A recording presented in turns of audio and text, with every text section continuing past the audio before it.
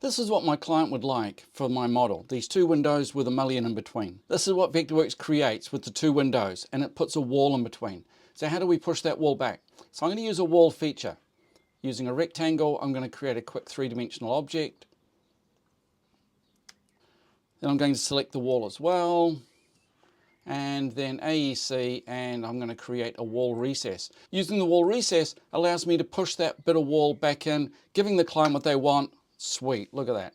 Hey, if you like this movie, don't forget to give me a thumbs up and hit the subscribe button.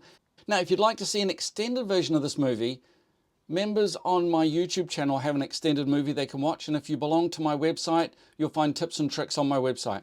But if you really love this and you want to get into the nitty-gritty of Vectorworks, become a member on my website. Join me every month where we go through issues like this. We find the solution. I record those and post them on my website. Hey, thanks for watching. Catch you later.